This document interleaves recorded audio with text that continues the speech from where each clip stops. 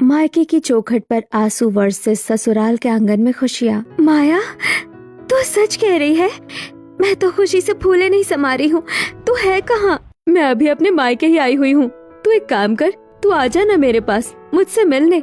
हम दोनों साथ बैठकर बहुत सारी बातें करेंगे। नहीं आ सकती हूँ, माँ है ना, मुझे नहीं आने देंगी। अभी तो घर में ही कितना सारा काम पड़ा हुआ है, मैं नहीं आ पाऊंगी। तू आ जा, अगर तेरी माँ को कोई एतराज ना हो तो। मेरी माँ को क्या एतराज होगा? ठीक है, मैं आती हूँ। माया ने ऐसे बोलकर फोन रख दिया और वो अपनी सहेली राखी के घर आने को निकल गई।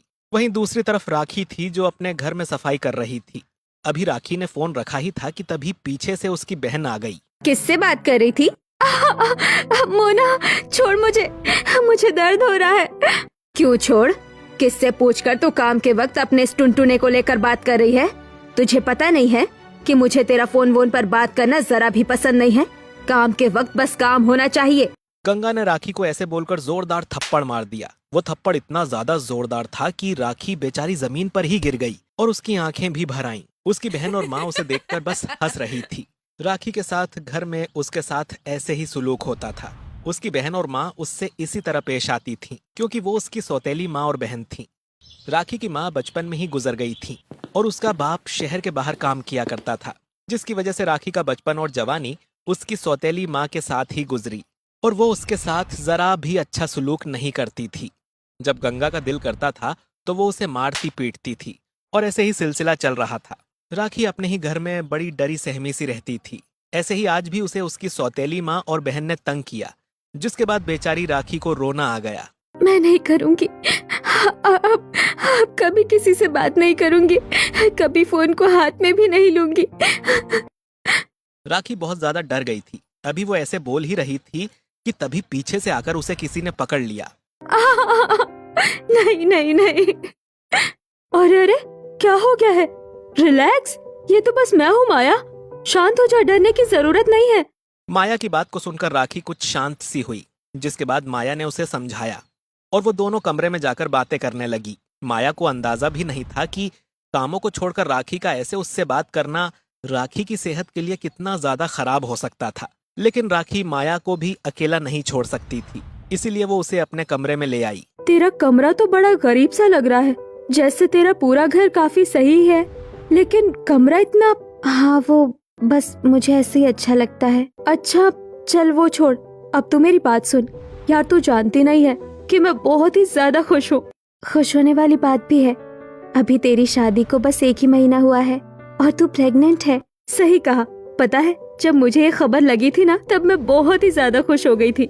मैं तो रोने लगी थी। ये देख, मैंने अपना टेस्ट रिपोर्ट भी संभाल कर रखा हुआ है। माया राखी को अपनी प्रेगनेंसी की रिपोर्ट दिखाने लगी, जिसके बाद माया ने उसे राखी के बेड पर ही टिका दिया और कुछ देर ऐसे ही बात करके माया राखी के घर से चली गई। चली गई। अब मुझे जल्दी से घर के काम कर लेने चाहिए, नहीं तो माँ और मोना दोनों ही बात का बतंगड़ बना लेंगी। राखी ऐसे बोलकर जैसे ही अंदर आई तो उसे अपने कमरे से कुछ आवाजें आने लगी। अरे नहीं, माँ और मोना क्या मेरे कमरे में है? उन दोनों का मेरे कमरे में होना मतलब कि कुछ तो बात है। राखी, अरे ओ बैल राखी, कहाँ है तू? हाँ बोलो माँ, क्या बात है? यहाँ। गंगा ने ऐसे बोलकर राखी के बाल पकड़ लिए, जिसके बाद उसने उसे जमीन पर दे मारा। माँ क्या बात है? आप मुझे क्यों मार रही हैं? ये क्या है बता। तुझे मैंने घर में इसीलिए रखा हुआ है कि तू मेरे मुंह पर कीचड़ उछाले। बोल। नहीं माँ, नहीं, ये मेरा नहीं है। माया के टेस्ट की रिपोर्ट गंगा के हाथ लग गई थी, जिसको वो राखी की रिपोर्ट समझ रही थी। और माँ, मैं तो जानती ही थी कि ये कोई ऐसा काम जरूर करेगी। अब देखो, कर दिया ना इसने। नहीं नहीं नहीं माँ, ये मेरा नहीं है। आप गलत समझ रही हैं। अच्छा, अगर ये तेरा नहीं है तो तेरे कमरे में रखा हुआ क्यों है? अब बता कि तेरा क्या किया जाए। माँ, इसका करना क्या है? आप इससे पूछ रही हैं? इसको घर से निकालिए। हमें अपने घर पर सारे जमाने से कीचड़ उछलवानी है क्या? सही कहा, इसको तो घर से ही निकालना पड़ेगा। चल रही, उठ, खड़ी हो। माँ मुझे नहीं निकालो ना। माँ, ये मेरा नहीं है, कसम से। ये ले, अब तो सच बोलेगी या अभी भी नहीं बोलेगी? माँ मैं सच बोल रही हूँ, मुझे घर से नहीं निकालो। राखी बेचारी खूब रोई और कराही, लेकिन उसकी माँ और बहन को ना उसकी बात पर भरोसा आया और ना ही उसके ऊपर किसी को तरस भी आया। दोनों माँ बेटी ने राखी को खूब ही मारा और फिर राखी को उन दोनों ने हाथ पकड़कर घर से निकाल दिया। नहीं नहीं माँ, ऐसा नहीं करो। आप मुझे अगर घर से निकाल दोगी तो मैं कहाँ जाऊंगी? कहीं भी जा, हमें कोई फर्क नहीं पड़ता है, समझी? जा दफा हो जा यहाँ से और आइंदा इस घर के आगे मुझे दिखाई नहीं दे जाना। मैंने सच्ची कुछ गलत नहीं किया है, ये रिपोर्ट मेरी नहीं है। माँ, मोना। राखी ने अपनी माँ और बहन को बहुत ही ज्यादा समझाने की कोशिश की, लेकिन उन दोनों ने ही उसकी एक नहीं सुनी और उन्होंने उसे घर से निकालकर उसके मुंह पर ही दरवाजा बंद कर दिया। माँ, मोना खोल दो ना दरवाजा। मेरा यकीन करो, मैं गलत नहीं हूँ। खोल दो दरवाजा, मैं कहाँ जाऊंगी? जाकर कहीं डूब मर, लेकिन यहाँ आने की जरूरत नहीं है। जा, गई नहीं है अभी तक। मोना और गंगा ने राखी पर जरा भी रहम नहीं किया और फिर राखी अपने घर के आगे से हिम्मत हार कर आ गई। वो बस सड़क पर टूटी सी चल रही थी। उसकी आंखों में आंसुओं का सैलाब था और दिल में दर्द। ऐसे ही राखी अभी चल ही रही थी कि तभी उसके पास दो लड़के आए।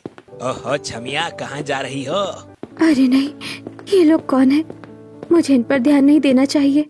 राखी ने सोनू की बात पर ध्यान नहीं दिया कि तभी पीछे से एक और लड़का उसे छेड़ता हुआ आया। ओए चिकनी चमेली, जरा रुको मेरे लिए।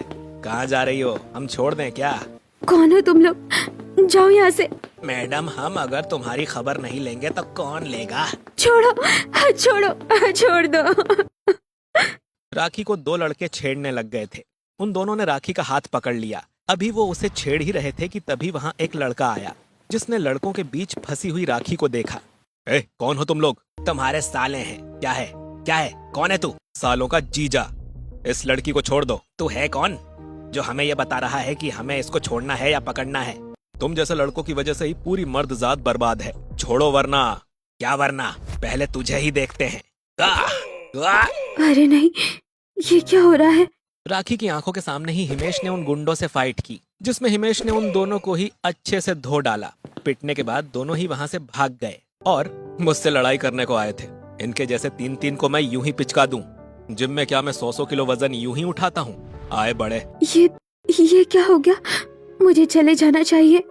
राखी घबराकर वहां से जाने लगी कि उसे हिमेश ने आवाज लगाई।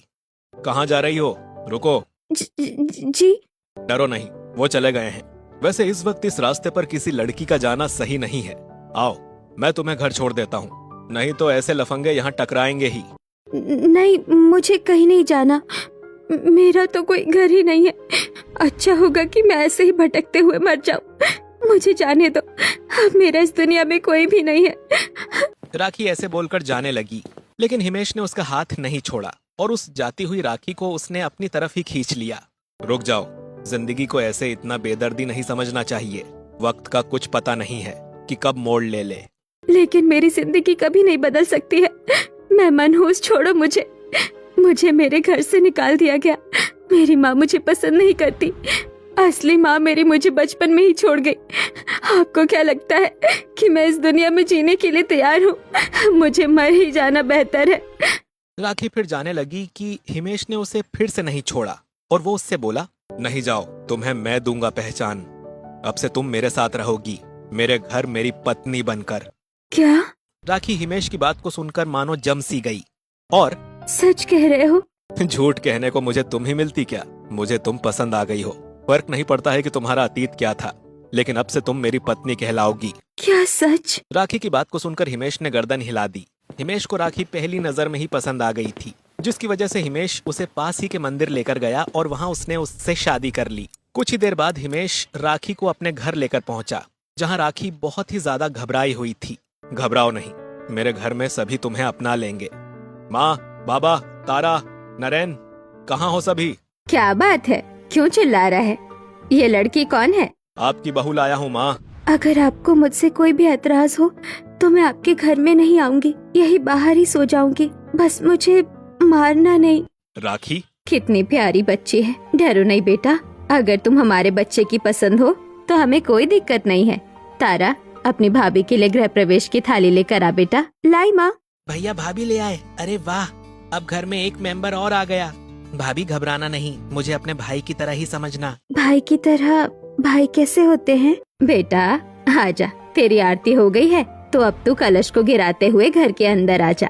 सुष्मिता ने प्यार से अपनी बहू का गृह प्रवेश करवाया। राखी के साथ हिमेश के घर के सभी सदस्य बहुत ही अच्छे से बर्ताव कर रहे थे, जैसे कि मानो वो राखी को पहले से जानते हैं। राखी को भी उनका ये बर्ताव काफी अच्छा लगा और वो घर के अंदर आ गई। बेटा, अब से ये तेरा भी घर है। हमारे बेटे ने तुझे चुना है तो हम तुझ पर विश्वास करते हैं, लेकिन तू कभी इस भरोसे को तोड़ना मत बेटा।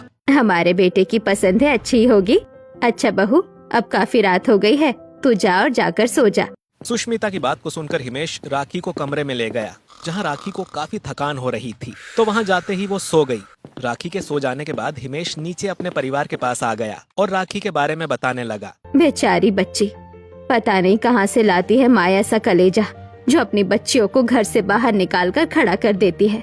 इस बच्ची पर पता नहीं क्या गुजर रही होगी। तूने अच्छा किया हिमेश, जो तू इसे यहाँ ले आया, अपनी पत्नी बनाकर ही सही। हाँ माँ, मुझे राखी की आंखों में सच्चाई नजर आई, तो बस मैंने इसे अपना बनाने का सोच लिया। वैसे अब तो वो सो गई है, सुबह तक देखना ठीक ही उठेगी। एक तरफ हिमेश ऐसे बोल रहा था तो वहीं दूसरी तरफ नहीं। राखी सोते सोते बेचैन हो रही थी, जैसे कि वो बेचारी अपने अतीत के घावों को महसूस कर रही हो। मैं तो थक गई। घर गंदा पड़ा हुआ है और महारानी यहाँ पर आराम फरमा रही है। तुझसे किसने कहा था कि तू यहाँ महारानियों की तरह बैठ जा? बोल। मोना, मुझे बहुत ज्यादा थकान हो रही है। अब तो हाथ भी नहीं चल रहे हैं। ऐसा लग रहा है कि जैसे मेरे शरीर में ही जान नहीं है। ओह, जान नहीं है? ठीक है, अभी जान आ जाएगी। माँ, माँ, जरा यहाँ तो आना। देखो, इसके अंदर जान नहीं है। इसके अंदर जरा जान ले आओ। इसने तो ऐसे ही मरे हुए गीदड़ की तरह खुद को दिखा दिखा कर मेरा खून खौलाया हुआ है। चल खड़ी हो, चल, अब मैं तुझसे ही सफाई करूंगी। गंगा ने ऐसे बोलकर राखी को बाल पकड़कर लेटाया और उसने उसके चेहरे पर अपना पांव रख दिया। राखी गंगा के इस बर्ताव से बहुत ही ज्यादा घबरा गई और माँ नहीं, माँ मुझे माफ कर दो। मैं अभी सारा काम करती हूँ।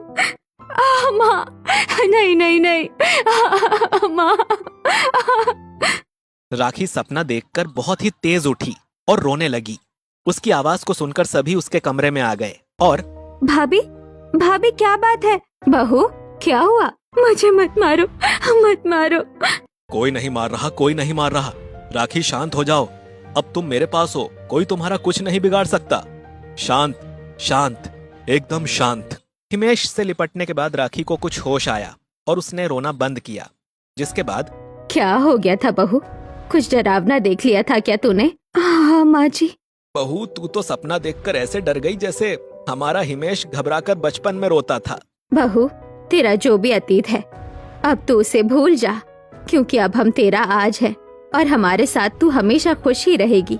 हिमेश, तूने बहू को कुछ खिलाया पिलाया था या मेरी बहू को ऐसे ही भूखा छोड़ा हुआ है? नहीं माँ, राखी से मैंने पूछा था, लेकिन राखी ने खाने से मना कर दिया। भाभी, खाना खाए बगैर सोना नहीं चाहिए, नहीं तो माँ बोलती है पेट में शैतान सोने नहीं देता है। तारा, अपनी भाभी के लिए एक थाली बना कर ला। ठीक है माँ। तारा अपनी भाभी के लिए एक खाने की थाली बनाकर लाई, जिसके बाद सुष्मिता राखी को अपने हाथों से खाना खिलाने को बैठी। बहू, जल्दी से मुंह खोल। देख, भूखे रहते हैं ना तो दुख दर्द ज्यादा लगते हैं। चल मुंह खोल, भाभी खा लो। राखी ने सुष्मिता के बोलने पर मुंह खोला, जिसके बाद सुष्मिता ने राखी को खाना खिलवाया और चल अब बहू, तू आराम से सो जा। अब कुछ भी गलत नहीं सोचना। हाँ, हम सब यहाँ तुझे सताने वाले नहीं हैं, तेरी फिक्र करने वाले हैं। चल अब तू सो जा। सुष्मिता की बात को सुनकर राखी लेट गई। हिमेश भी उसके साइड में ही लेटा था, जिसके बाद कुछ ही देर में राखी को नींद आ गई और वो गहरी नींद में सो गई। ऐसे ही अगली सुबह राखी की घबराकर जल्दी ही आंख खुल गई। क्या बज रहा है? अच्छा है कि मैं उठने में लेट नहीं हुई। अभी तो बस 6 ही बजे हैं, जल्दी से उठ जाती हूँ। राखी ऐसे बोलकर जल्दी से उठ गई और उसने सुबह 6 बजे से ही घर की साफ सफाई करना शुरू कर दिया। अभी तो बस 6:40 ही हुए हैं। जल्दी जल्दी से सफाई करके मैं सभी को नाश्ता बनाकर दे दूंगी और उसके बाद मुझसे कोई कुछ नहीं कहेगा। राखी घबराकर ही साफ सफाई कर रही थी। उसने 1 घंटे में सफाई कर दी और सफाई करने के बाद वो नाश्ता बनाने चली गई। कुछ ही देर के बाद जब नरेन उठता है, अरे भाभी, आप रसोई में? मैं 6 बजे से जागी हुई हूँ। मैंने सफाई भी कर दी है, खाना भी बना दिया है। अरे भाभी, मुझसे नहीं डरिए, मैं आपकी सास थोड़ी हूँ। राखी, तुम क्या कर रही हो? आपका नाश्ता बना रही थी। मैं जाकर कोई और काम देखती हूँ। राखी ऐसे बोलकर बाकी कामों को करने चली गई। दोनों भाई देख पा रहे थे कि राखी अभी भी अपने मायके वाले सदमे से उबरी नहीं है, लेकिन वो कुछ नहीं बोले। कुछ ही देर के बाद सभी जाग गए और दोनों भाई अपने ऑफिस को चले गए। राखी भी रसोई में नाश्ते के बाद के बर्तन धो रही थी कि तभी उसके पास तारा आई। भाभी, बाहर कोई लड़का आया है, आपका नाम ले रहा है। क्या कहा? मेरा नाम ले रहा है? तारा की बात को सुनकर राखी के दिमाग में उसके मायके का फिर से एक भयानक मंजर गुजरा। अरे ओ, बाहर कोई लड़का है, तेरा नाम ले रहा है, क्या माजरा है? कौन लड़का है? अरे ओ, बाहर ये कौन सा तेरा आशिक आ गया है, बोल। नहीं माँ, आशिक वाशिक जैसा तो कुछ भी नहीं है। बता कौन है ये? चालू तो तू बचपन से है, लेकिन कभी ये नहीं सोचा था कि तेरे पीछे मेरे घर में लड़के आना शुरू हो जाएंगे। नहीं माँ, ये कोई मेरा बुलाया हुआ नहीं है, ये राज है, कॉलेज का क्लासमेट। राज, क्यों आए हो यहाँ? मुझे तो टीचर ने यहाँ भेजा था। ये तुम्हारी फीस की स्लिप है। बोली कि तुम तो कॉलेज आओगी नहीं, तो तुम्हारी स्लिप को तुम तक पहुँचा दिया जाए। ठीक है। देखा माँ, इसको यहाँ मैंने नहीं बुलाया था। ये तो मुझे अच्छे से पता है कि किसने किसको बुलाया है और किसे नहीं। सुन रहे हो लड़के, अगर अपनी जान प्यारी है ना, तो तुझे तो आइंदा कभी यहाँ मेरे घर के आगे दिखाई नहीं दे जाना। और तू राखी, तुझे तो मैं बताती हूँ। गंगा की बात को सुनकर राज वहाँ से चला गया और गंगा ने बेवजह ही राखी को मारना शुरू किया। वो उसे डंडे से मारती थी। माँ, क्या है माँ, क्यों मार रही हो? बोल, बुलाएगी तू ऐसे लड़कों को घर? बोल। माँ, मैंने किसी को नहीं बुलाया है, मेरा विश्वास करो माँ। राखी ने गंगा को बहुत ही ज्यादा समझाया, लेकिन गंगा को उसकी बात समझ ही नहीं आई और उसने उसे खूब ही मारा। मैंने किसी को नहीं बुलाया है, मैंने किसी को नहीं बुलाया है। भाभी डरो नहीं, मैं आपसे कुछ नहीं बोल रही हूँ। राखी की आवाज को सुनकर सुष्मिता भी अंदर आई और उसने राखी को पानी वगैरह देकर शांत किया। जिसके बाद सुष्मिता ने ही बाहर जाकर देखा तो वहाँ एक डिलीवरी बॉय था जिसको हिमेश ने भेजा था। बाहर तो हिमेश का भेजा हुआ लड़का आया था बहू, तेरे लिए उसने कपड़े और कुछ श्रृंगार का सामान भेजा है। आज रात को वो तुझे घुमाने को लेकर जाएगा। सुष्मिता की बात को सुनकर राखी शांत हुई। जिसके बाद ऐसे ही रात हो गई और हिमेश और राखी घूमने को निकले, लेकिन वो अभी भी पूरी तरह से कंफर्टेबल नहीं थी। राखी, चलो किसी अच्छी सी जगह जाकर खाना खाते हैं। बोलो, तुम्हारा क्या ख्याल है?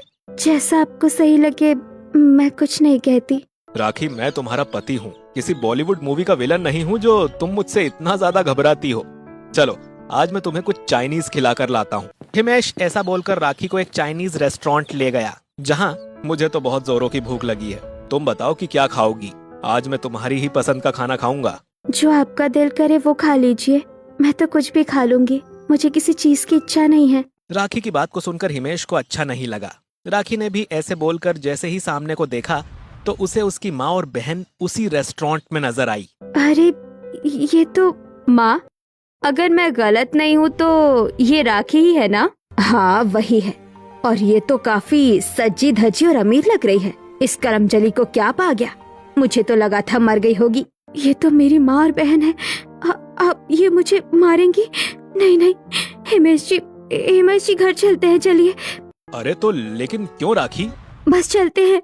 राखी ऐसे बोलकर जैसे ही खड़ी हुई, दिमाग पर ज्यादा लोड लेने की वजह से उसे चक्कर आ गया और वो चक्कर खाकर गिर पड़ी। हिमेश एकदम घबरा गए और वो उसे डॉक्टर के पास ले गया, जहाँ हिमेश का पूरा परिवार भी आ गया। और देखिए, मैंने आपकी बहू को अच्छे से चेक कर लिया है, कहीं कोई दिक्कत नहीं है सिवाय इनके दिमाग के। इनका दिमाग किसी गहरे सदमे में है और ऐसा सदमा जो इनसे भुलाए नहीं भूलता। डॉक्टर साहब, बहू को कोई सदमा तो जरूर लगा हुआ है, क्योंकि हम लोग उसे समझाते हैं, संभालते हैं, लेकिन ये हमेशा डरी और घबराई ही रहती है। लेकिन हम कर क्या सकते हैं? डॉक्टर साहब, हम बहू को अच्छे से अच्छा रख रहे हैं, इसको टेंशन ना हो इस बात की हम हर मुमकिन कोशिश करते हैं, लेकिन फिर भी बहू हमारे साथ कंफर्टेबल हो ही नहीं रही है। उसकी वजह है आप उसे ऊपरी सुकून देते हैं, लेकिन जिस जड़ की वजह से उसका दिमाग खराब है, आपको वो जड़ खत्म करनी है। अगर कोई बचपन का सदमा है तो वो, जवानी का है तो वो, या कोई इंसान उसकी वजह से है तो आपको उसकी लाइफ से उसे निकालना पड़ेगा, जिससे कि उसका माइंड शांत होगा और फिर आपकी बहू नॉर्मल बर्ताव करना शुरू करेगी। डॉक्टर संदीप की बात पूरे परिवार ने समझ ली। घर आने के बाद जब राखी सो रही थी, सुष्मिता उस बारे में बात करने लगी। बहू की इस दिमागी परेशानी की दिक्कत मुझे लगता है कि उसके मायके से है। हम नहीं जानते कि उसकी माँ कैसी है, कैसी नहीं है और उसके साथ क्या हुआ है। हिमेश को वैसे भी वो भटकती हुई मिली थी और जैसी बहू बातें करती है कि मैं सब कर दूंगी, मुझसे कुछ नहीं बोलना, उसे लगता है कि किसी ने बहू को बहुत ही ज्यादा सताया है। हो ना हो, इसकी वजह उसका मायका ही है। हम कल ही बहू के मायके की तरफ किसी के घर चलेंगे, कम से कम हमें थोड़ी तो जानकारी मिल ही जाएगी। सुष्मिता की बात पर पूरा परिवार राजी हो गया। अगले दिन तारा को राखी के साथ छोड़कर सुष्मिता और हिमेश दोनों राखी के मायके की तरफ को गए, जहां राखी के घर के पड़ोस वाले घर में एक औरत थी। सुष्मिता ने उसी के पास जाना बेहतर समझा। नमस्ते जी। नमस्ते, आप कौन? मैं राखी की सास हूँ। यहाँ आपकी पड़ोस में रहती थी ना एक बच्ची राखी, उसी की सास हूँ मैं। अगर आपको ऐतराज ना हो तो क्या हम 2 मिनट को बात कर सकते हैं? अनुराधा सुष्मिता को अपने साथ ले गई, जहां वो आपस में बात करने लगी। राखी तो बड़ी ही शांत सी और अच्छी बच्ची थी, लेकिन उसकी माँ गंगा उसकी सगी माँ नहीं है, जिसकी वजह से गंगा बहन ने कभी राखी को प्यार से नहीं रखा, कभी उसे डंडों से मारा तो कभी किसी और चीज से। बेचारी को अभी तो घर से भी निकाल दिया था। वजह सामने ये आई कि राखी गर्भवती थी, वो भी बिना ब्याहे, तो उसे निकाला। बेचारी बच्ची, पता नहीं ये बात सच्ची भी थी कि नहीं, लेकिन इसका तो यहाँ कोई था ही नहीं। बाप था तो वो काम के सिलसिले में हमेशा बाहर, बस साल के 1-2 मौके पर आना, तो इतने में बेटी को वो क्या ही देखते। झूठ है ये, सरासर झूठ है। मेरी पत्नी को मैं जानता हूँ, अभी उसका फुल बॉडी चेकअप हुआ है और राखी को कोई बच्चा नहीं होने वाला है। माँ, मैं समझ गया, राखी की इस दिमागी हालत की जिम्मेदार उसकी माँ ही है और अब उन्हें हमें सबक सिखाना ही पड़ेगा। हिमेश ने सोच लिया था कि अब वो गंगा को माफ नहीं करेगा। उसने घर आकर एक योजना बनाई और गंगा के घर सुष्मिता ने दावत का प्रस्ताव भेजा। सुन रहे राजेश जी, आपकी पापी बेटी से उसके प्रेमी ने शादी कर ली, अब हमें अपने घर खाने पर बुला रहे हैं, चलना है? चाहे कैसी भी थी, बेटी थी मेरी, मैं जाऊंगा। किशन की बात को सुनकर गंगा मन ही मन खुश हो गई। अगले दिन खूब बन ठन कर गंगा, मोना और राजेश सुष्मिता के घर पहुंच गए, जहां सभी ने उनका अच्छे से स्वागत किया। लेकिन राखी उन्हें देखकर बहुत ज्यादा डर गई थी। उसने उन्हें कांपते हुए पानी पिलाया, जिसके बाद, बहू, अपने माँ बाबा के लिए चाय लेकर आ। जी जी जी माँ। राखी बड़ी ही डरते डरते रसोई में गई। पीछे से बहाने से मोना और गंगा भी पहुंच गई और माँ, क्या बात है, इतना बड़ा घर ढूंढ लिया तूने तो, लेकिन कभी भी खुद को तो मुझसे बड़ा नहीं समझना, समझ आया? माँ छोड़ो, मुझे दर्द हो रहा है। माँ चलो, बड़े दिनों के बाद मिली है ये, अपनी खुन्नस निकालते हैं। तारा और गंगा ऐसे ही राखी को सताने लगी कि तभी वहाँ वीडियो बनाती हुई तारा आ गई। छोड़ दो मेरी भाभी को, समझी? माँ, बाबा, राजेश अंकल, यहाँ आइए। तारा ने गंगा और मोना की जहालत की वीडियो भी बनाई और उसने सभी को रसोई में भी बुला लिया, जिसके बाद सुष्मिता बोली, दूर हट जाओ मेरी बहू से, और खबरदार जो कभी उसको सताने के बारे में सोचा भी तो। माँ जी। राखी रोते हुए अपनी सास से लिपट गई, जिसके बाद तारा ने सभी को वीडियो दिखाया। माँ, बाबा, राजेश अंकल, देख रहे हैं आप इनकी जहालत। अब ऐसे में अगर एक इंसान बीमार नहीं होगा तो क्या होगा? गंगा, मेरे पीछे तुम मेरी फूल सी बच्ची से इस तरह से बर्ताव करती थी, और तू भी मोना। वो राजेश जी, वो बस कुछ भी बात बनाने की जरूरत नहीं है बहना, समझ आया? हम अच्छे से जानते हैं कि तू मेरी बहू के साथ कैसा बर्ताव करती थी। बात बात पर उसे डंडों से मारना, पीटना, और क्या इल्जाम लगाया था तुमने हमारी बहू के ऊपर कि वो गर्भवती है। राजेश जी, हमने आपकी बच्ची का कल ही पूरा बॉडी का चेकअप करवाया कि ये इतनी कमजोर क्यों हो रही है, तो पता चला कि इसके दिमाग में परेशानी है, बाकी गर्भवती जैसा कुछ नहीं है। अब आप अपनी पत्नी से सवाल कीजिए कि ये एक मासूम बच्ची को ऐसे क्यों सताती थी। बताओ, है कोई जवाब तुम्हारे पास? अरे माँ तो चाहे सगी हो या सौतेली, थोड़ी ममता तो उसमें होती ही है। तुमने तो इसे मरने को सड़क पर छोड़ दिया था। सुष्मिता की बात को सुनकर दोनों माँ बेटी की गर्दन शर्म से नीचे झुक गई। अब उन दोनों को समझ नहीं आ रहा था कि वो क्या बोले। वो दोनों बस मुंह झुकाकर खड़ी हुई थीं कि तभी, क्यों किया तुमने ऐसा? बोलो क्यों किया? अरे अपने नहीं तो मेरे बारे में ही सोच लेती। इस बच्ची की मरी हुई माँ को मैं परलोक जाकर क्या मुंह दिखाऊंगा? हाँ देखो भाई साहब, यहाँ हमें आपको बुलाने का मकसद ही ये था कि आपको सच्चाई का पता चले। आपकी बच्ची बेकसूर है और हम चाहते हैं कि राखी जल्दी से जल्दी इस सदमे से उबरे। उसके लिए जरूरी है कि उसके मन की पिछली बातें साफ हो जाएं। हाँ, और इसीलिए अभी से ही गंगा बहन और तुम तुम्हारे जैसी बहन तो भगवान दुश्मन को भी ना दे। तुम दोनों का ही अब से मेरी बहू से कोई मतलब वास्ता नहीं है, समझ आया? तुम दोनों मेरी बहू की कुछ नहीं लगती। जाओ, अब दफा हो जाओ। सुष्मिता के बोलने पर राजेश उन दोनों को अपने साथ ले गया, जिसके बाद राखी खूब रोई। किसी ने राखी को रोने से नहीं रोका, और जब उसका मन हल्का हो गया तो घर वालों ने उसे समझाया। अब गंगा से उसका सब खत्म हो जाने के बाद राखी का दिमाग कम परेशान था। धीरे धीरे वो ठीक हो गई और सभी खुशी खुशी रहने लगे।